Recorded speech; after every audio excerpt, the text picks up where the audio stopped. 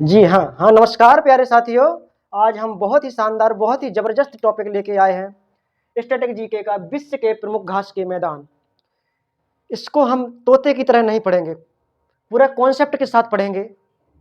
तो घास के मैदान, तो आपको ये शब्द देख के 2-3 क्वेश्चन मन में उठ रहे होंगे। उन्हीं क्वेश्चनों को हमने इस पे लिखा हुआ है। सबसे पहले क्वेश्चन आता होगा कि घास होती क्या है, घास क्या होती है, और एक घास के मैदान हैं वो कहाँ पाए जाते हैं, ये घास के मैदान कैसे उगते हैं। तीसरा क्वेश्चन, घास के मैदान कितने प्रकार के होते हैं। तो इन सब क्वेश्चन का आंसर आज हम इस वीडियो में देंगे और बताएंगे कि विश्व में अलग अलग इन घास के मैदानों को किन किन नामों से जाना जाता है, जैसा कि डायरेक्ट एग्जाम में पूछा जाता है। तो चलिए शुरू करते हैं कि घास क्या होती है। आपको इस चैनल पे पूरा कॉन्सेप्ट देखने को मिलेगा, कोई तोते की तरह याद नहीं कराया जाएगा जैसे अन्य जगह होता है। तो सबसे पहला क्वेश्चन क्या है, घास क्या होती है। तो घास उसको कहते हैं जिनके तने ज्वाइंटेड होते हैं। कैसे होते हैं, लिख लेंगे, जिनके तने ज्वाइंटेड होते हैं घास कहलाती है। कैसे तने ज्वाइंटेड होते हैं, तने इस प्रकार के होंगे। आपने देखा होगा ईख को या गन्ने को, ईख जैसे गन्ना बोलते हैं, गन्ने को देखा होगा, तने ज्वाइंटेड है। तो गन्ना क्या है, एक प्रकार की घास है। दूसरा, आपने बांस को भी देखा होगा, बांस को भी देखा होगा, बांस को, तो बांस भी क्या है, एक प्रकार की घास है। क्या है, घास है। गेहूं हो गया, गन्ना हो गया, धान हो गया, बांस हो गया, क्या है, घास है। ठीक है, तो कहा जाए घास के मैदान कहाँ पाए जाते हैं। क्या घास ही घास उगती है, पेड़ पौधे नहीं होते हैं, या वृक्ष नहीं पाए जाते उस जगह। तो इसका उत्तर इस वाले क्वेश्चन में। तो घास के मैदान कहाँ पाए जाते होंगे, तो एक बात समझेंगे आप लोग। देखिए, जहां ज्यादा वर्षा होती है, जहां ज्यादा वर्षा होती है तो जंगल उगेंगे या वन उगेंगे, खूब बड़े बड़े पेड़ होंगे। तो वहां घास होगी नहीं होगी। ज्यादा वर्षा होगी तो पेड़ खूब उगेंगे। एकदम वर्षा ना हो, यदि एकदम वर्षा ना हो तो क्या होगा, रेगिस्तान हो जाएगा या मरुस्थल बन जाएगा जब वर्षा नहीं होगी। तो अर्थात कोई ऐसा क्षेत्र होगा जहां वर्षा कम होती है और उतनी भी कम नहीं होती है कि वह रेगिस्तान बन जाए। कहने का क्या मतलब है कि वर्षा नियमित नहीं होती है और इतनी कम वर्षा भी नहीं होती है कि वो रेगिस्तान ना बन जाए, अर्थात घास के मैदान कहाँ पाए जाएंगे, वनों और रेगिस्तान के बीच वाले भाग में। वन कहाँ पाए जाएंगे, जहां ज्यादा वर्षा होगी, और रेगिस्तान कहाँ पाए जाएंगे, जहां बिल्कुल वर्षा नहीं होगी। ठीक है, तो आगे, घास के मैदान कितने प्रकार के होते हैं। तो घास के मैदान 2 प्रकार के होते हैं, अभी हम देखेंगे। 2 प्रकार के कौन कौन से होते हैं। पहला होता है उष्णकटिबंधीय,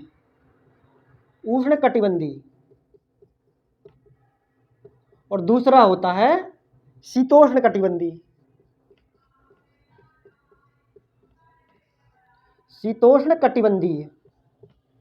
तो आप ये सोच रहे होंगे कौन कौन से नए शब्द है, उष्णकटिबंधीय, शीतोष्णकटिबंधीय, पहली बार नाम सुने। तो देखिए, इनके बारे में भी देख लेते हैं। तो क्या देखेंगे, हमने ले लिया पृथ्वी का मॉडल, जैसे क्या बोलते हैं, ग्लोब। पृथ्वी के मॉडल को क्या बोलते हैं, ग्लोब बोलते हैं। तो ये ले लिया ग्लोब। ग्लोब को हमने तापमान के आधार पे, कैसे, तापमान के आधार पर भिन्न भिन्न भागों में बांटा है। देखो, जैसे पृथ्वी को हमने कुछ काल्पनिक रेखाएं खींची हैं, जो सीधी रेखाएं होती हैं ऐसी अक्षांशीय रेखाएं, एक लंबी लंबी भी खींचते हैं, वो क्या है, देशांतरी रेखाएं। वो जियोग्राफी का टॉपिक है, उसमें पढ़ेंगे। तो यहाँ देखते हैं, जो जो चीज काम की है वो देख लेते हैं। तुमने पूरे पृथ्वी को ये बीच से काट दिया है, बीच से 2 भागों में काट दिया, इस साइड उत्तर, इस साइड दक्षिण। तो बीच से काटने वाली लाइन कहलाती है भूमध्य रेखा या विषुवत रेखा, 0 डिग्री से बोलते हैं, 0 डिग्री, एक एक डिग्री के अंतर पर काल्पनिक रेखा खींची है। इस साइड 90, इस साइड 90। तो पूछा जाए काल्पनिक रेखाएं, जो अक्षांशीय रेखाओं की संख्या कितनी होती है। देखो इस साइड 90 है, इस साइड 90 है, लेकिन ये वाली रेखा जो 90 डिग्री है वो रेखा ना होकर एक बिंदु हो गया। देखो बिंदु है, जैसे 89 यहाँ होगी, 89 फिर 90 एक बिंदु के रूप में आ रहा है। इसी प्रकार इस साइड 90 एक रेखा के रूप में ना आके बिंदु के रूप में आ रही है। तो 180 होना चाहिए थी अक्षांशीय रेखा, लेकिन कितनी रह गई? कम, 2 कम रह गई। यहाँ से 1 डिग्री 2 डिग्री 3 डिग्री, यहाँ से 1 डिग्री 2 डिग्री 3 डिग्री, दक्षिण साइड, इस साइड उत्तर साइड। 90 90 थी, 2 थे क्या बिंदु के रूप में, तो उनको घटा दिए, रेखा नहीं है। लेकिन एक 0 डिग्री तो क्या है? रेखा है ना। तो एक 0 डिग्री वाली रेखा भूमध्य रेखा। तो कुल अक्षांशीय रेखाओं की संख्या, अक्षांशीय रेखाओं की संख्या, अक्षांशीय रेखाएं कितनी हो गई? 179। कितनी? 179। तो कई बार क्वेश्चन ऐसा पूछ लेता है। तो ठीक है, हम कहाँ थे? उष्णकटिबंधीय और शीतोष्णकटिबंधीय पे। तो ऐसे हमने बांट दिया ग्लोब को, जाते हैं 23.5 डिग्री, ऐसे ऐसे जाते हैं 66.5 डिग्री। तो 23.5 डिग्री को बोलते हैं कर्क रेखा। 23.5 डिग्री ही क्यों लिए? क्योंकि हमारी पृथ्वी 23.5 डिग्री झुकी हुई है। यहाँ 66.5 क्यों लिए हैं? जब 23.5 डिग्री झुकी हुई है पृथ्वी, देखिए अक्ष, इस पर 23.5 डिग्री झुकी हुई है। कितनी झुकी है? 23.5 डिग्री। ऐसे होने चाहिए थे 23.5 डिग्री का कोण बना रहा है ये वाला। तो ए वाला कोण कितने का होगा? 66.5 का होगा कि नहीं? यहाँ से ए वाला कोण कितने का होगा? 66.5 का होगा, क्योंकि यहाँ से 90 होता ना, तो ये 66.5 का, इसलिए 66.5 लिया है। ये 90 डिग्री है। देखिए सूर्य की किरणें वर्ष भर इतने क्षेत्र में, कर्क रेखा से लेकर मकर रेखा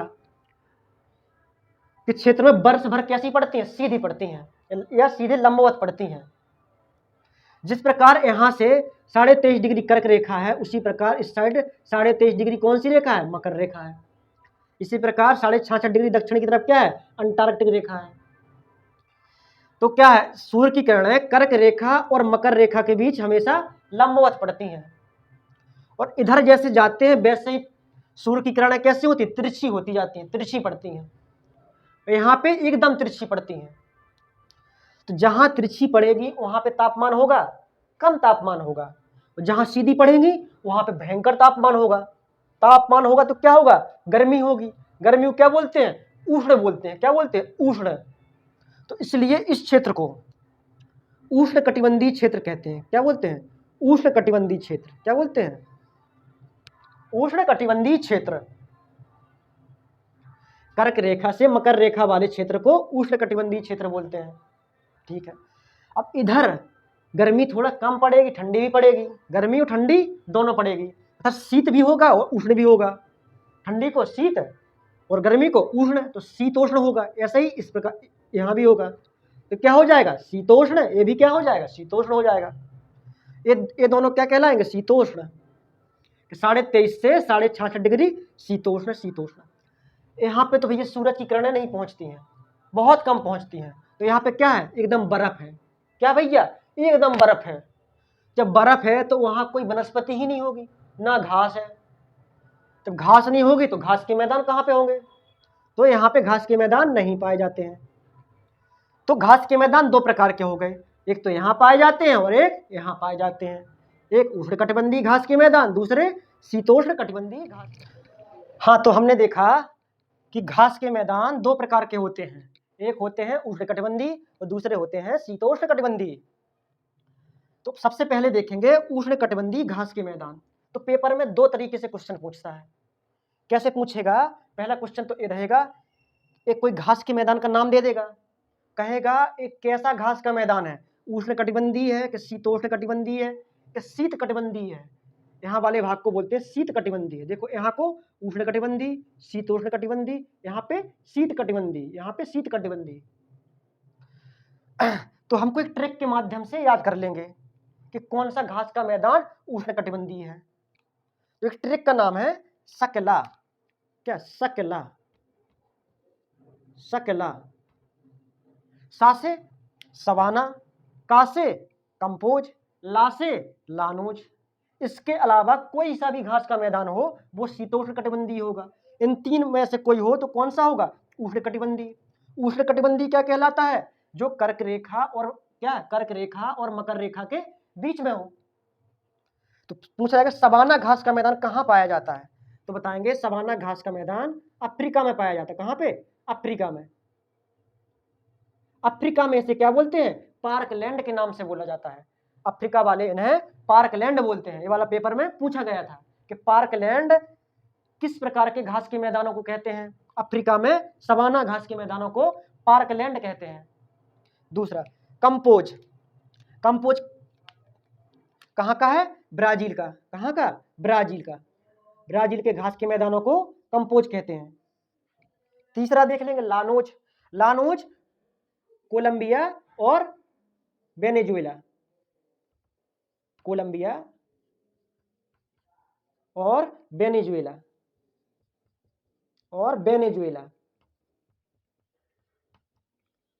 इन सभी देशों की स्थिति कहाँ होगी? 23.5 डिग्री उत्तरी से लेकर 23.5 डिग्री दक्षिणी या कर्क रेखा और मकर रेखा के बीच में होगी इन तीनों की स्थिति। उम्मीद है आप लोगों को समझ में आ रहा होगा। अब देखते हैं शीतोष्ण कटिबंधीय घास के मैदान। हाँ, तो हम देखेंगे, अभी देख चुके हैं कि पहला भाग हम पढ़ चुके हैं उष्ण कटिबंधीय घास के मैदान। अब दूसरा पार्ट पढ़ेंगे शीतोष्ण कटिबंधीय घास के मैदान कहाँ पाए जाएंगे? 23.5 से लेके 66.5 पे। कहाँ? 23.5 से लेके 66.5 दोनों तरफ, 23.5 से लेके 66.5 उत्तरी और दक्षिणी। तो इनको इस मैप से क्या करना है? 1-2 बार देख लेना है तो याद हो जाएंगे। बाकी अभी हम ट्रिक से बताएंगे कैसे याद रखेंगे। तो सबसे पहले देखते हैं स्टेपी। देखो स्टेपी घास का मैदान कहाँ पाया जाता है? एक लाइन से चलेंगे हम, लाइन वाइज, पहले एशिया से लेके। तो स्टेपी घास के मैदान यूरेशिया में पाया जाता है। कहाँ पे? यूरेशिया। यूरेशिया। यूरेशिया क्या है? यूरोप और एशिया दोनों महाद्वीप में। कौन कौन में? यूरोप और एशिया में, दोनों महाद्वीपों में पाया जाता है, इसलिए बोलते हैं यूरेशिया में। तो एक क्वेश्चन है कि ऐसा कौन सा देश है जो यूरोप में भी है और एशिया में भी है? तो ऐसा देश कौन है?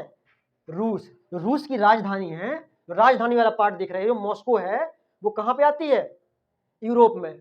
तो जो रूस का जो एशिया वाला भाग है वो क्या कहलाता है? साइबेरिया। क्या कहलाता है? साइबेरिया क्षेत्र। हाँ, दूसरे देखेंगे पुस्ताज घास के मैदान।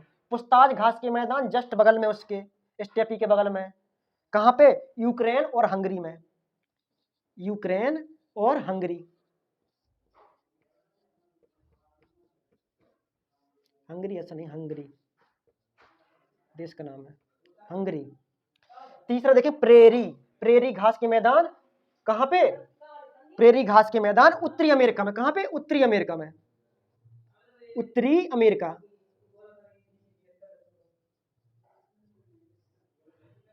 इसके बाद पंपास। कहाँ पे? पंपास घास के मैदान कहाँ पे? अर्जेंटीना में। कहाँ पे? अर्जेंटीना में। अर्जेंटीना में। आगे देखेंगे बेल्ड घास के मैदान कहाँ पे? नीचे साउथ अफ्रीका में। कहाँ पे? साउथ अफ्रीका में या दक्षिण अफ्रीका में। दक्षिण अफ्रीका में। मैप में बढ़िया से देखते जाएंगे। डाउन्स घास के मैदान कहाँ पे? ऑस्ट्रेलिया में। ऑस्ट्रेलिया। देखो इनको अभी हम ट्रिक से सीखेंगे, कभी नहीं भूलेंगे। कैंटरबरी ऑस्ट्रेलिया के बगल में न्यूजीलैंड। न्यूजीलैंड में। सभी को मैप में देखते जाएंगे। देखो अब ट्रिक से देख लेते हैं। पहले एक बार मैप में एक लाइन से देखो यूरेशिया में कौन सी? स्टेपी यूरेशिया में। उसके जस्ट बगल में पुस्ताज कहाँ? यूक्रेन और हंगरी में। फिर आ जाएंगे उत्तरी अमेरिका में। उत्तरी अमेरिका में कौन से? प्रेरी। फिर आ जाएंगे नीचे पंपास कहाँ पे? अर्जेंटीना में। फिर आ जाएंगे दक्षिण अफ्रीका वाले भाग में बेल्ड कहाँ पे? दक्षिण अफ्रीका में। फिर आएंगे ऑस्ट्रेलिया वाले भाग में कौन से? डाउन्स। फिर ऑस्ट्रेलिया के बगल में न्यूजीलैंड। मैप याद है तो ऐसे, अगर मैप याद नहीं है तो ट्रिक से। स्टेपी मतलब टैप से चिपके हुए, कौन? यूरोप और एशिया। देखो टैप से चिपके हुए एक ही साथ है सब, यूरोप और एशिया। तो क्या है? स्टेपी। कहाँ? घास के मैदान यूरेशिया में। ऐसे पुस्ताज, पुस्ताज से याद करेंगे उस्ताज, उस्ताज कौन है? यूक्रेन देश। कैसे उस्ताज है? कि यूक्रेन देश ने रूस पर हमला कर दिया, रूस इतना बड़ा और यूक्रेन छोटा सा, तो क्या है? उस्ताज है। क्या? उस्ताज है रूस। देखो पुस्ताज घास के मैदान है, यूक्रेन को क्या बोलते हैं? रोटी की डलिया बोलते हैं। यूक्रेन देश को रोटी की डलिया बोलते हैं। क्या बोलते हैं? रोटी की डलिया, क्योंकि यहाँ पुस्ताज घास के मैदान पाए जाते हैं। तो यहाँ पे गेहूं बहुत होता है। क्या होता है? गेहूं। गेहूं भी क्या एक प्रकार घास है ना। आगे देखेंगे प्रेरी, प्रेरी मतलब प्रे करना, प्रे मतलब प्रार्थना करना। किससे की जाती है? जिसके पास ज्यादा पैसा हो। पैसा किसके पास ज्यादा है? अमेरिका के पास। क्या? उत्तरी अमेरिका, प्रेरी। अब देखिए पंपास, पंपास से याद रखिए पंप से। किससे? पंप। पंप हमेशा अर्जेंट चाहिए होता है, मतलब किसी गाड़ी पंचर हो या गाड़ी में हवा नहीं हो तो पंप कैसा चाहिए? अर्जेंट चाहिए होता है। तो पंपास अर्जेंटीना। आगे देखेंगे बेल्ट, बेल्ट कहाँ? साउथ अफ्रीका में। तो इसको याद रखेंगे बोल्ड, जो मतलब क्रिकेट मैच होता है उसमें साउथ अफ्रीका वाले या दक्षिण अफ्रीका वाले हमेशा क्या होते हैं? बोल्ड होते हैं, हमेशा बोल्ड होते हैं। आगे देखेंगे छठवां डाउन्स, डाउन्स मतलब नीचे, डाउन मीन्स नीचे। नीचे सबसे नीचे कौन है? ऑस्ट्रेलिया। कौन है? ऑस्ट्रेलिया। तो डाउन्स ऑस्ट्रेलिया। ऑस्ट्रेलिया के बगल में क्या है? न्यूजीलैंड। न्यूजीलैंड में कैंटरबरी। क्या? कैंटरबरी को याद रखना है, न्यूजीलैंड में। तो आप लोगों को वीडियो कैसा लगा है? यदि अच्छा लग रहा है, यदि आपको वीडियो अच्छा लग रहा है तो क्या करना है?